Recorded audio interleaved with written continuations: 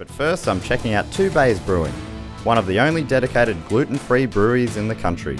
So a word to the wise, don't rock up there all lathered in gluten. You'll be refused entry, and to be honest, it'd be a pretty weird thing to do anyway. First up, a little chat with Richard. Great to have you down here. Hey, it's so good to be here. What a spot. This is all your dream come true, right? This is your baby. You know, I got diagnosed with celiac disease about 5 years ago, and I just used to love craft beer and felt I was missing out for a number of years, and then I decided to do something about it. So we set up Two Bays 2 years ago, and we're off and running. We find that 80 or 90% of our punters down at the bar here aren't gluten-free, but they'll come with their mates, and the whole idea with beer is beer brings people together, and gluten-free people want to have a beer with their mates as well, and they can't do that anywhere else. But yeah, this is where they can come down, try 9 different beers. Generally speaking, most beers will have gluten. Yeah, so gluten is a protein, and it's inherent in barley, wheat, and rye, and oats. You know, they're the main ingredients. And barley in particular is 90% of all beers are made out of barley. So we use millet, buckwheat, and rice. There's actually more grains that don't have gluten than there are ones with gluten. So we can use lentils, amaranth, teff, quinoa, so you can do all sorts of things.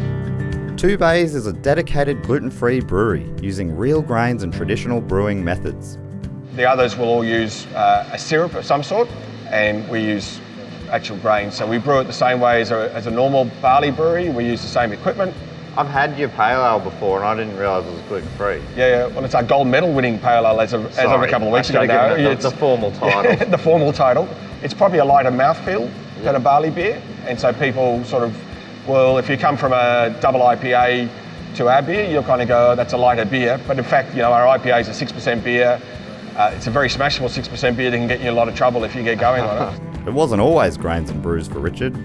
I've worked in the big corporate world, and I spent all my life really dreaming about how I could wear t-shirts and shorts to work. Yeah.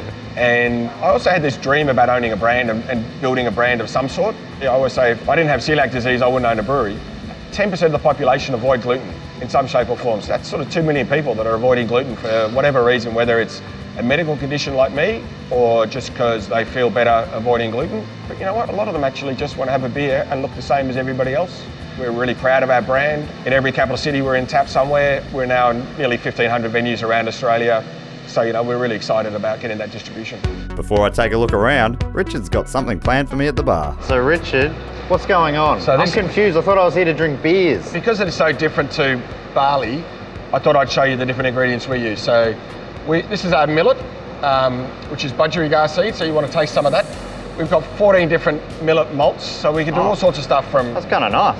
Yeah, it's really sort of nice and nutty. Yeah.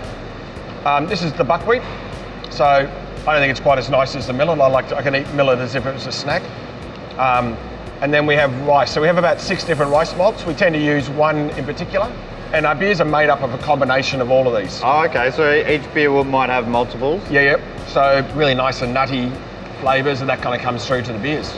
You combine these, maybe feel sultanas, that's a breakfast muesli, I reckon.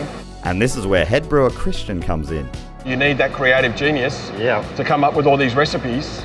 He does have a genius vibe about him. Yeah, he does, yeah. I knew it just by looking at him. I just like drinking them all. He comes up every now and again and says, what do you think about this one? And I go, yeah, it's pretty good. I'm more at your end of the scale. Yeah, it's much easier at our end. The beer pioneer. Oh, yes, he